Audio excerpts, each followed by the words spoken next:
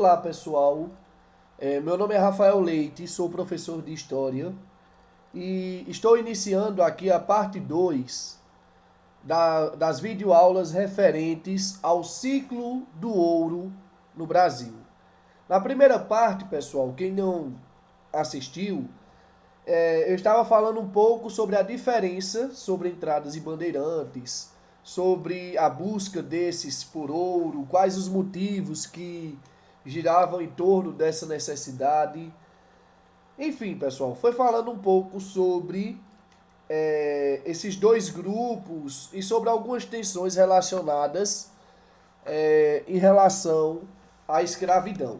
Beleza? Nesse segundo vídeo, pessoal, a gente vai falar um pouco sobre o fisco real, o fisco da coroa portuguesa em relação ao ouro. Eu trouxe aqui uma imagem, pessoal, bastante interessante, que é falando sobre os 4 tipos de impostos, na verdade três tipos de impostos que eram cobrados sobre os mineradores, sobre as pessoas que exploravam o ouro do Brasil. A gente viu que após a derrotada dos paulistas na Guerra dos Emboadas, a coroa portuguesa ela passou a administrar como seria dadas as concessões da exploração do ouro e para quem seria, ok? O primeiro imposto, pessoal, que a gente tem ciência é chamado de captação. Ele foi estabelecido no ano de 1710.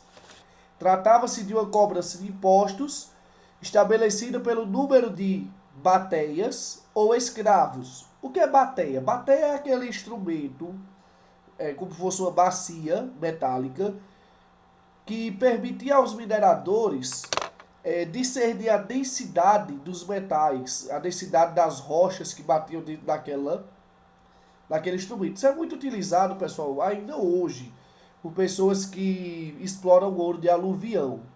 Pessoas pegam essa bateia, começam a balançar e a partir dali, de elementos químicos que existem dentro da própria bateia, é possível diferenciar se é ouro, se é prata, ou que minério de ferro, se de fato é precioso ou não. Mas o que mais me chamou a atenção mesmo, pessoal, quando eu estava olhando sobre essa captação, foi o seguinte. Nessa época, pessoal, nesse ano de 1710, vai ser estabelecido que cada proprietário de escravos deveria pagar 4/8 e mais 3/4 de ouro por cabeça de escravos. Eu não sei dizer especificamente quanto isso dá em gramas, pessoal. Mas o que é que acontece? Se o proprietário de escravos não pagasse esse valor das 4/8 e 3/4 de ouro, o seu escravo ele era retirado, ele era confiscado pela coroa portuguesa. Na verdade, se o camarada tivesse 10 escravos, ele pagaria 40/8 e mais 30/4 de ouro. De acordo com a quantidade de escravos, era estabelecido o valor. Ok? E assim, pessoal, também se o cidadão fosse livre, um negro forro, um índio livre, ele também tinha a obrigação de pagar, se ele estivesse explorando o ouro. Se ele explorasse o ouro e fosse livre, ele teria também que pagar esse mesmo valor. Caso não pagasse, ele poderia ser privado de sua liberdade, sendo preso assim. Esse vai ser o primeiro imposto. Porém, vai perceber-se que as pessoas não estavam cumprindo o que estava sendo solicitado. Então, o que é que vai acontecer? 9 anos depois, a coroa portuguesa estabelece mais um novo imposto, agora sobre as casas de fundição. As pessoas que explorassem o ouro, elas deveriam levar esse ouro para a casa de fundição, para que assim recebesse o selo real da coroa. Sendo que para receber esse selo real também as pessoas deveriam pagar o valor de 20%. Se ele levasse 1 quilo de ouro, 1.000 gramas de ouro, 200 gramas de ouro ficavam confiscadas. Aí talvez você pense, ah, professor, então dessa maneira as pessoas não iam lá. Era muito simples, era só recusar ir lá na casa de fundição. Aí é que entra a bronca. Qualquer cidadão que fosse pego com ouro e não estivesse em formato de barra, com o selo da coroa portuguesa, esse era preso e confiscados os seus bens.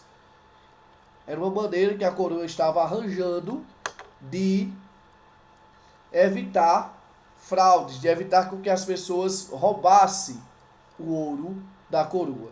É claro que a gente vai ver historicamente que houve desvios, pessoal, a partir de alguns instrumentos. É dado esses desvios, que eu vou falar mais à frente, que a coroa portuguesa vai estabelecer um terceiro imposto, que é a derrama, finta ou derrama, que era o valor de 30 a 100 arrobas de ouro. A verdadeira produção, por exemplo, teve antes que a coroa portuguesa chegou a cobrar 441 quilos de ouro dos proprietários de, das zonas auríferas. E teve antes que esse valor chegou a 1.470 quilos. Aí talvez você se pergunte, ah, professor, e se não chegasse a meta estabelecida pela coroa? Vamos dizer que o valor desse ano foi de 441 quilos. As pessoas conseguiram 400 quilos. Os 41 quilos restantes ficavam para serem acumulados com o valor que seria estabelecido no ano seguinte.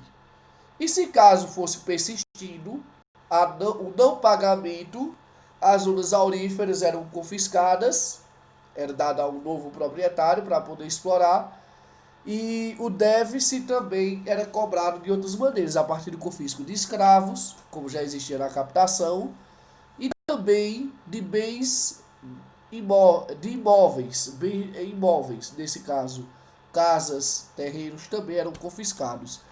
Há registro de pessoas que nessa época chegam até a suicidar-se porque não aguentavam o baque de perder tudo. E o interessante, pessoal, é que cada ano esse valor aumentava, a tal ponto de existir, chegar um momento da história de Minas Gerais, né, que era a principal zona onde existia a exploração do ouro, as pessoas fazerem uma conjuração mineira, por exemplo, que tem lá Tiradentes, né, que as pessoas, que onde Minas Gerais vai se separar durante o período do Brasil, querendo estabelecer um banco próprio e tal. Então vai ficar essa confusão. Tudo isso relacionado ao ouro, beleza? E quais eram as bandeiras, pessoal, que eram desviados o ouro? Existiam duas bandeiras comuns. É claro que uma delas é muito mais conhecida do que outra. A primeira delas era você pegar um santo e criar e fazer com que ele ficasse com uma parte oca em seu interior. Vejam esse santo aqui, por exemplo. A gente vai ver que existe uma pequena abertura aqui. E nessa abertura as pessoas colocavam ouro. Poderia ser a parte de trás, pela cabeça. Também existem santos que, por exemplo, têm a cabeça furada, com um tampão. Outros que eram na parte de baixo. Então as pessoas deixavam o santo oco justamente para poder entupir ouro nele. É aí que vem até a expressão popular, não é? Santo do pau oco. Aquela pessoa que aparentemente é santa, mas na verdade ela está cheia de falcatruas, estava roubando a coroa. E a segunda forma era você pegar rolos de fumo e colocar o ouro dentro.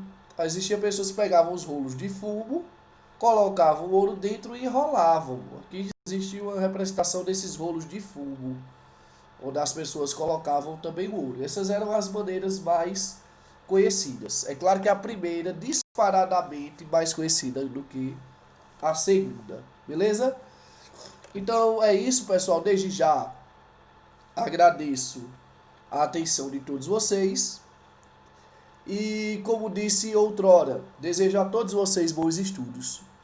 Qualquer dúvida, qualquer orientação que você tenha em relação ao assunto, vocês podem entrar comigo pelas redes sociais, beleza? Pois é isso. Tamo junto.